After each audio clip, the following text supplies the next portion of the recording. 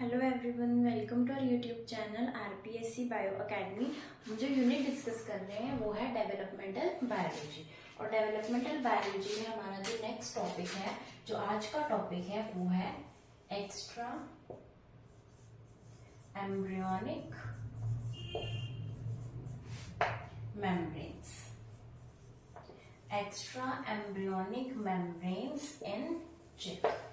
तो चिक के अंदर कौन कौन सी एक्स्ट्रा एम्ब्रियोनिक मेम्ब्रेन्स पाई जाती हैं उसके बारे में हमने आज डिस्कस करना है।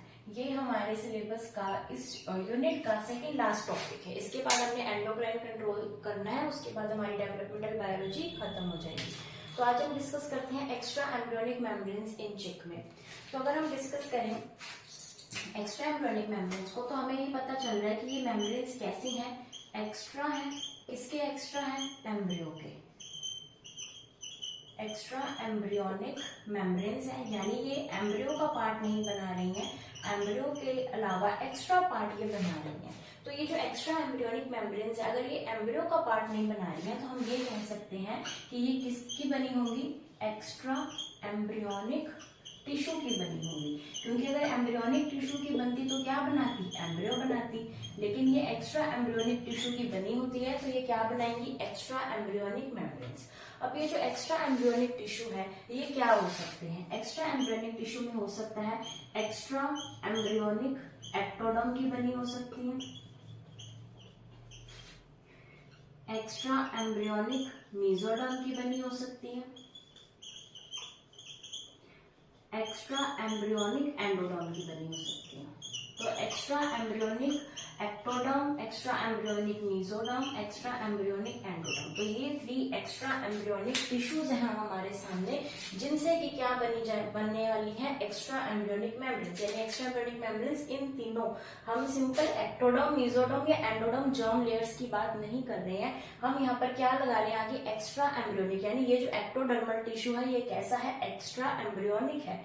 ये जो मेसोडर्म है, ये भी कैसी है? एम्ब्रियो वाली नहीं है, एक्स्ट्रा एम्ब्रियोनिक है। और एंडोडर्म भी कैसी है? Extra embryonic. और इन एक्स्ट्रा एम्ब्रियोनिक टिश्यू से बनने वाली है एक्स्ट्रा एम्ब्रियोनिक मेम्ब्रेन्स।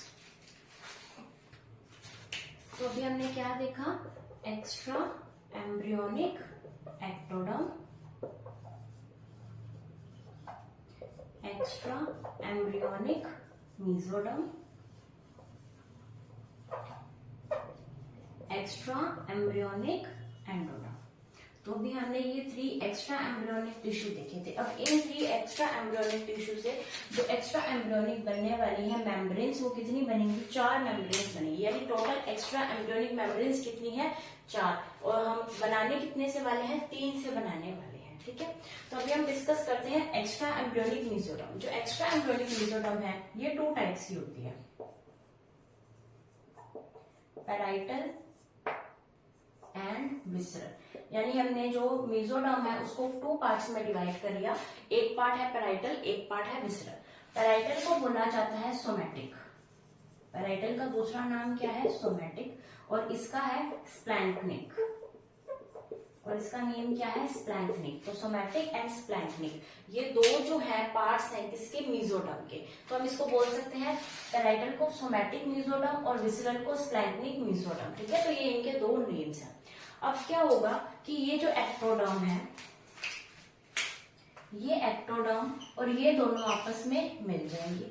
उसी तरीके से ये जो एंडोडर्म है और ये दोनों आपस में मिल जाएंगे। अब फ्यूजन होगा किसका? इस एक्टोडर्म का और सोमैटिक मेसोडर्म का, इस स्प्लैंक्निक मेसोडर्म का और एंडोडर्म का। तो यहाँ पर 2 हमारे पास लेयर बनने वाली है। एक को हम बोलेंगे सोमैटोप्यूर, सोमैटोप्यूर बनेगा एक, और एक बनेगा स्प्लैंक्नोप्यूर।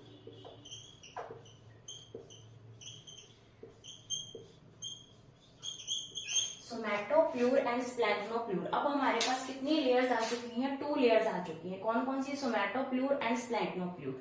सोमैटोप्यूर किससे बनी है? सोमैटोप्यूर पैराइटल या फिर somatic mesoderm plus extra embryonic ectoderm से बनी है। और जो स्प्लैंक्नोप्लूर बनी है ये बनी है विसरल या फिर स्प्लैंक्निक मेसोडर्म से and with the fusion of endoderm. तो इनसे हमारे पास अभी ये 2 लेयर्स आ चुकी हैं। अब इनसे क्या बनेगा, इस सोमैटोप्लूर से क्या बनेगा और इस स्प्लैंक्नोप्लूर से क्या बनेगा। तो सोमैटोप्लूर से बनने वाली है 2 एक्स्ट्रा एम्ब्रियोनिक मेम्ब्रेन्स, नाम है Korean and amnion. Amnion and Korean ये 2 क्या है, एक्स्ट्रा एम्ब्रियोनिक मेम्ब्रेन्स है। किससे बनने वाली है, सोमैटोप्लूर से बनने वाली है। कैसे बनेगी अभी हम डिस्कस करेंगे। अब बचता है स्प्लैंक्नोप्लूर। तो इस स्प्लैंक्नोप्लूर से क्या बनेगी, जो बाकी 2 एक्स्ट्रा एम्ब्रियोनिक मेम्ब्रेन्स बचेगी। कौन कौन सी एक्स्ट्रा एम्ब्रियोनिक मेम्ब्रेन बचेगी, यॉर्क सैक एंड एलेंटॉइस। तो यॉर्क सैक एंड एलेंटॉइस ये जो दोनों एक्स्ट्रा एम्ब्रियोनिक मेम्ब्रेन्स है ये किससे बनने वाली है, स्प्लैंक्नोप्लूर से बनने वाली है। अभी हमने इसका सिर्फ एक फ्लो चार्ट डिस्कस किया है और इसी फ्लो चार्ट से अभी तक 2 क्वेश्चन आ चुके हैं। यानी अभी तक आरपीएससी सिर्फ इसी टॉपिक में से 8 क्वेश्चन पूछ चुकी है। यानी जो आरपीएससी है वो यहाँ से क्वेश्चन जरूर पूछती है, चाहे वो असिस्टेंट प्रोफेसर का कोई भी एग्जाम हो या फिर वो ग्रेड 1 का कोई भी एग्जाम हो। तो ये जो टॉपिक है हमारे लिए बहुत ज्यादा इंपॉर्टेंट है क्योंकि क्वेश्चन इसमें से आते हैं। और जो पिछली ग्रेड 1 2022 के अंदर हुई थी उसके अंदर 2 क्वेश्चन सिर्फ और सिर्फ इसी टॉपिक से पूछे गए थे। तो ये हमारे लिए बहुत ही इंपॉर्टेंट टॉपिक है। तो अभी जो क्वेश्चन आया था, सबसे पहला क्वेश्चन तो यहाँ से यही पूछा गया था कि जो सोमैटोप्लूर है वो कौन कौन सी 2 एक्स्ट्रा एम्ब्रियोनिक मेम्ब्रेन्स बनाती है। और ये क्वेश्चन जो है असिस्टेंट प्रोफेसर 2020 के अंदर पूछा जा चुका है कि जो सोमैटोप्लूर है वो कौन कौन सी मेम्ब्रेन्स बनाती है। उसके बाद जो ग्रेड 1 2022 में लास्ट ईयर एक यहाँ से क्वेश्चन पूछा गया था और वो क्वेश्चन पूछा गया था इन चारों मेम्ब्रेन्स का नेम, और वहां पर इन 3 मेम्ब्रेन्स का नेम दिया गया था और 4th ऑप्शन में था प्लेसेंटा। तो हमें ये देखना था कि जो प्लेसेंटा है वो एक्स्ट्रा एम्ब्रियोनिक मेम्ब्रेन नहीं है, वो एक एम्ब्रियो की ही मेम्ब्रेन है, जिसकी वजह से हमने इसको प्लेसेंटा को वहां पर राइट टिक करना था क्योंकि वो ही एक एक्स्ट्रा एम्ब्रियोनिक मेम्ब्रेन नहीं थी। तो एक्स्ट्रा एम्ब्रियोनिक मेम्ब्रेन कौन कौन सी है, कोरियन है, एमनियन है, यॉर्क सैक है एंड एलेंटॉइस है। तो ये 4 एक्स्ट्रा एम्ब्रियोनिक मेम्ब्रेन्स हम पढ़ने वाले हैं। ठीक है, तो अभी हम डिस्कस करते हैं कि कैसे ये जो एक्स्ट्रा एम्ब्रियोनिक मेम्ब्रेन्स हैं वो बनती हैं, किससे, सोमैटोप्लूर से एंड स्प्लैंक्नोप्लूर से। तो इससे हम सबसे पहले जो स्टार्ट करने वाले हैं वो स्टार्ट करेंगे यॉर्क सैक। हम इन चारों में से यॉर्क सैक इसलिए स्टार्ट करेंगे क्योंकि सबसे पहले क्या बनती है, यॉर्क सैक बनती है। तो फर्स्ट नंबर पर बनेगी यॉर्क सैक। यॉर्क सैक के बाद कोरियन एंड एमनियन साथ साथ बनती हैं और सबसे लास्ट में बनती है एलेंटॉइस। तो हम सबसे पहले यॉर्क सैक को पढ़ेंगे जो सबसे पहले बनेगी, फिर हम कोरियन एंड एमनियन को साथ में पढ़ेंगे और फिर हम एलेंटॉइस को पढ़ेंगे। तो अभी हम डिस्कस करते हैं यॉर्क सैक को।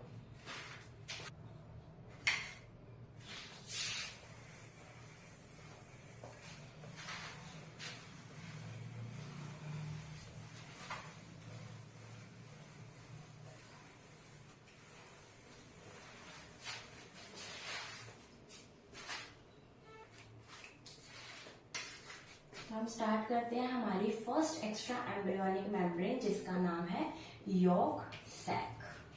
ठीक है, तो सबसे पहले तो हम यही लिखेंगे कि ये कौन सी मेम्ब्रेन है, ये है फर्स्ट एक्स्ट्रा एम्ब्रियोनिक मेम्ब्रेन। तो हम इसको शॉर्ट में लिख सकते हैं फर्स्ट एक्स्ट्रा एम्ब्रियोनिक मेम्ब्रेन। और ये तो हम बहुत बार डिस्कस कर ही चुके हैं ना कि एक्स्ट्रा एम्ब्रियोनिक मेम्ब्रेन किसके अंदर बनती है, एमनियॉन्स के अंदर बनती है। और एमनियॉन्स कौन से होते हैं, रेप्टाइल्स, एविस एंड मैमल्स। तो ये किसके अंदर आता है, एविस के अंदर आता है। तो रेप्टाइल्स, एविस एंड मैमल्स के अंदर एक्स्ट्रा एम्ब्रियोनिक मेम्ब्रेन्स बनते हैं। ये हम डिस्कस कर चुके हैं इसलिए आपको नहीं बताया गया था शुरू में। तो जो यॉर्क सैक है ये कौन सी एक्स्ट्रा एम्ब्रियोनिक मेम्ब्रेन है, फर्स्ट एक्स्ट्रा एम्ब्रियोनिक मेम्ब्रेन है। अभी हम इसको डिस्कस करते हैं कि ये बनती कैसे। ठीक है, तो सबसे पहले ये बनती किससे है, स्प्लैंक्नोप्लूर से।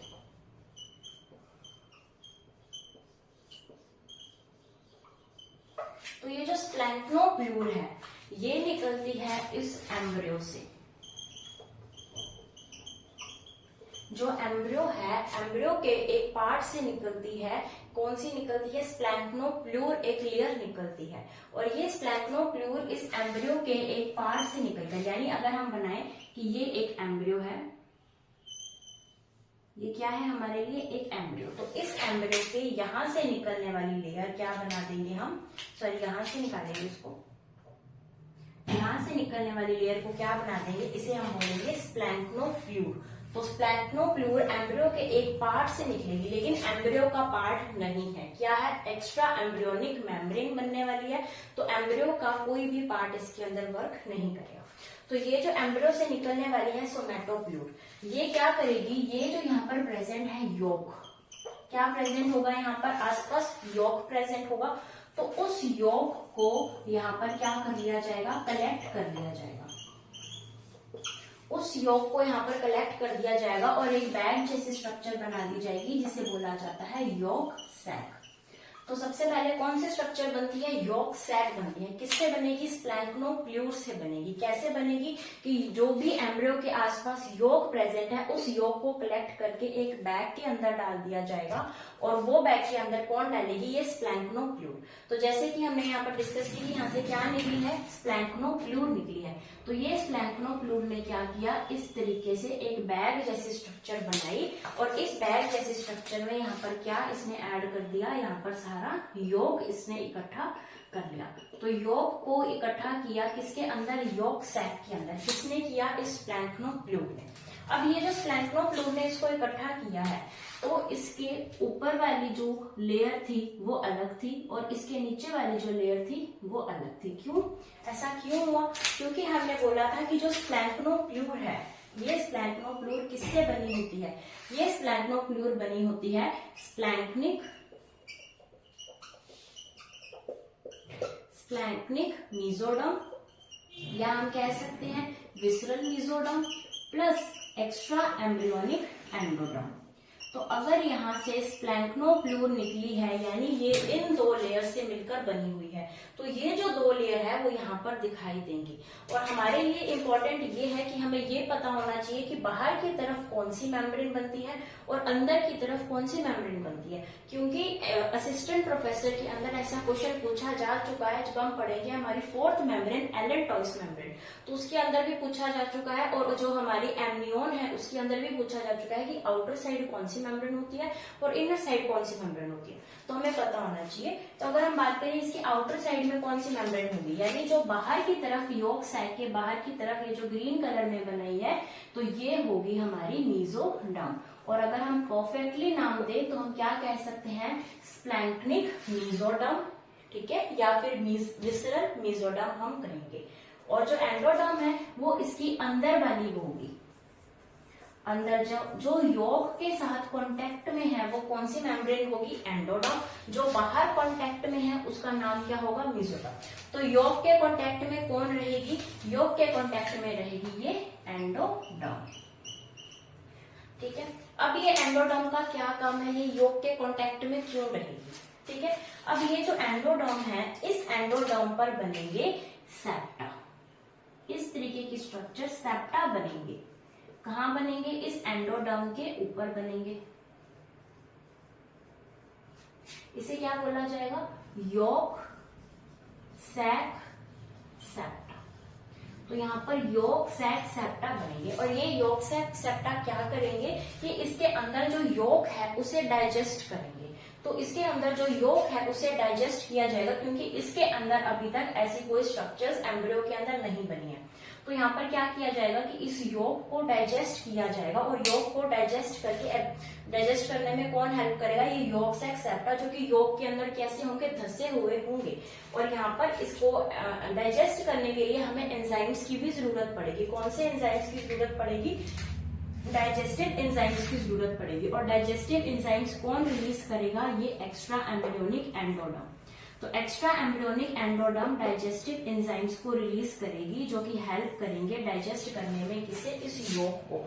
यानी यहां से रिलीज होंगे। अब हम क्या कह सकते हैं कि इस एंडोडर्म से इस तरीके से डाइजेस्टिव एंजाइम्स रिलीज होंगे, और ये किसके थ्रू होंगे, इन सेप्टा के थ्रू डाइजेस्टिव एंजाइम्स रिलीज होंगे। और ये सेप्टा क्या करेगा, इधर से सारा का सारा डाइजेस्ट कर लेगा। और ये जो एम्ब्रियो है, इस एम्ब्रियो के साथ ये योक सैक जुड़ा होगा, इस एक नली के साथ। इस एक नली के साथ योक सैक किसके साथ जुड़ा है, एम्ब्रियो के साथ जुड़ा है, और इसे बोला जाता है योक सैक स्टॉक। तो योक सैक स्टॉक के साथ जो है एम्ब्रियो, वो योक सैक के साथ जुड़ा होता है, ठीक है। और यहां से जाएगी हमारी एक वेन, यहाँ से एक वेन जो है वो इसके अंदर जाएगी और यहाँ पर ये किससे जुड़ा होगा, ये जो यॉर्क सैक सेप्टा है ये जुड़ा होगा यहाँ पर जो एलिमेंट्री कैनाल बनने वाली है, जो एम्ब्रियो के अंदर एलिमेंट्री कैनाल बनने वाली है। तो एलिमेंट्री कैनाल की जो मिड पार्ट है वो इस सेप्टा के साथ इस तरीके से अटैच्ड रहेगी और यहाँ से क्या जाएगी, एक वेन जाएगी। तो ये क्या जा रही है, ये एक वेन जा रही है। ये वेन क्या लेकर जा रही है, ये वेन लेकर जा रही है कि यहाँ से जितना भी डाइजेस्टेड फूड है उसको एब्जॉर्ब करके ये कहाँ पहुंच जाएगी, इस एम्ब्रियो तक पहुंच जाएगी। तो एम्ब्रियो तक जो फूड है उसको कौन पहुंचा रही है, ये वेन पहुंचा रही है। और ये वेन को हम क्या बोलते हैं, वाइटलाइन वेन कहा जाता है। तो ये जो वाइटलाइन वेन है ये इस यॉर्क सैक से निकलेगी और यहाँ पर जितना भी डाइजेस्टेड फूड है जो कि किसके द्वारा डाइजेस्ट किया गया है, इन डाइजेस्टिव एंजाइम से डाइजेस्ट किया गया है, जो कि किसने यहाँ पर रिलीज किए हैं, इस एंडोडर्म ने। तो यहाँ पर यॉर्क सैक सेप्टा के द्वारा एंडोडर्म ने जितने भी डाइजेस्टिव एंजाइम्स रिलीज किए हैं उससे सारा का सारा जो यॉर्क है वो धीरे धीरे डाइजेस्ट होता रहेगा और ये डाइजेस्टेड फूड इस वाइटलाइन वेन के द्वारा किसके अंदर जाएगा, इस एम्ब्रियो के अंदर जाएगा और इस वाइटलाइन वेन के द्वारा ये पूरे के पूरे एम्ब्रियो में क्या कर दिया जाएगा, सर्कुलेट कर दिया जाएगा। तो एम्ब्रियो के पास कैसा फूड पहुंच रहा है, एम्ब्रियो के पास सारा का सारा डाइजेस्टेड यॉर्क पहुंच रहा है जो कि सीधा अब एब्जॉर्ब किया गया है। अब वाइटलाइन वेन पूरे इसके अंदर इस तरीके से कंप्लीटली ये क्या प्रोवाइड करवा देगी, इसको एब्जॉर्ब फूड प्रोवाइड करवा देगी। ठीक है, तो एम्ब्रियो को फूड किस तरीके से मिलता है हमने अभी वो देखा। और ये फर्स्ट हमारी एक्स्ट्रा एम्ब्रियोनिक मेम्ब्रेन थी यॉर्क सैक, जो कि किससे बनी थी, स्प्लैंक्नोफ्लोर से बनी थी, जो कि एम्ब्रियो के एक पार्ट से निकली थी, एम्ब्रियो का पार्ट नहीं है। तो एम्ब्रियो के जिस पार्ट से निकली है उसे क्या बोला, यॉर्क सैक सेप्टा। अब उसने क्या किया कि यहाँ पर जितना भी यॉर्क था उन सबको एक बैग लाइक स्ट्रक्चर में कलेक्ट कर लिया और उस बैग को हमने क्या बोला है, यॉर्क सैक बोला है। तो इस यॉर्क सैक की आउटर वाली मेम्ब्रेन कौन सी है, मेसोडर्म, अंदर वाली कौन सी है, एंडोडर्म। तो मेसोडर्म एंड एंडोडर्म ये दोनों ने मिलकर क्या बनाया है, ये यॉर्क सैक बनाया है। जो एंडोडर्म है वो किसके साथ कनेक्शन में है, इस यॉर्क के साथ कनेक्शन में है। और यहाँ पर क्या आ रही है, यहाँ पर बन रही है ये यॉर्क सैक सेप्टा, जिसकी वजह से क्या हो रहा है कि जो डाइजेस्टिव एंजाइम्स हैं एंडोडर्म के द्वारा वो यहाँ पर रिलीज किए जाते हैं और इन यॉर्क को डाइजेस्ट किया जाता है, जो कि ये जो वेन जा रही है ये इनको एब्जॉर्ब कर एम्ब्रियो के पास लेकर जाती है और इसकी पूरी बॉडी में क्या करती है, ये पूरी बॉडी में डिस्ट्रीब्यूट कर देती है इस फूड को। ठीक है, तो ये थी हमारी first extra embryonic membrane yolk sac.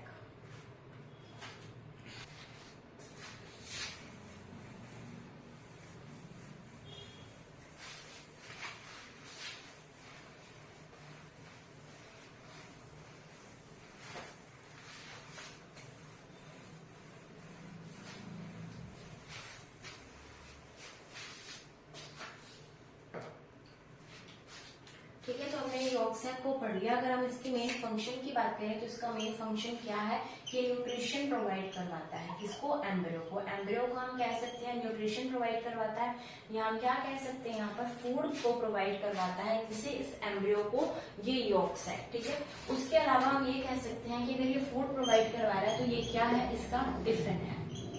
तो टिफिन कौन है, इस एम्ब्रियो का टिफिन कौन है, तो टिफिन है ये यॉर्क सैक। तो इस तरीके की जो वोकैबुलरी है वो कई बार एग्जाम्स में यूज कर ली जाती है, जैसे कि टिफिन है या और भी इस तरीके की जो वोकैबुलरीज है वो यूज कर ली जाएगी सीधा ये न्यूट्रिशन या फूड को ना पूछकर। तो हमें इस तरीके के सिनोनिम्स अपने माइंड में रखने हैं कि हो सकता है कि इस तरीके से पूछ लिया जाए।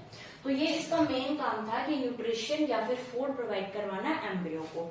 और ये जो यॉर्क सैक है ये 10th डे ऑफ इंक्यूबेशन के 10th डे पे ये क्या हो जाती है, समाप्त हो जाती है। इंक्यूबेशन के 10th डे पर ये क्या हो जाती है, ये खत्म हो जाती है। हम क्या कह सकते हैं, ये समाप्त हो जाती है, कंप्लीट हो जाती है। कंप्लीटली हम कह सकते हैं एब्जॉर्ब हो जाती है। किसके द्वारा एब्जॉर्ब कर ली जाएगी, ये एम्ब्रियो के द्वारा एब्जॉर्ब कर ली जाएगी। कौन सी, यॉर्क सैक। इंक्यूबेशन का मतलब होता है कि उसको जो भी हमारा एग है जो कि चिक ने रिलीज किया है, तो वो जो हमारे पास एग है, उस एग को हैचिंग करने से पहले वाला जो उसका पीरियड होता है, यानी इस एग में से इसका चिक निकलने से पहले वाला जो पीरियड होता है, जिस टाइम पर ये जो एम्ब्रियो है इस एग के अंदर है, तो वो जो टाइम होता है उसे इंक्यूबेशन पीरियड बोला जाता है। उस टाइम पर इसको परफेक्ट यहाँ पर टेम्परेचर दिया जाता है, जिसकी वजह से ये आराम से क्या हो सके, हैच हो सके। तो वो जो टाइम है वो इंक्यूबेशन टाइम है, जिस टाइम पर ये जो है एम्ब्रियो एग के अंदर है, अभी तक जो चिक है वो यहाँ से बाहर नहीं निकला है। तो वो जो इंक्यूबेशन का टाइम चल रहा है वो इंक्यूबेशन के जो 10th डे है, यानी हैचिंग से पहले, तो जो 10th डे है वो 10th डे के अंदर सारी की सारी यॉर्क सैक एब्जॉर्ब हो जाएगी। ठीक है, तो ये थी यॉर्क सैक। अभी हम पढ़ते हैं second and third extra embryonic membrane, amnion and कॉर्नियॉन।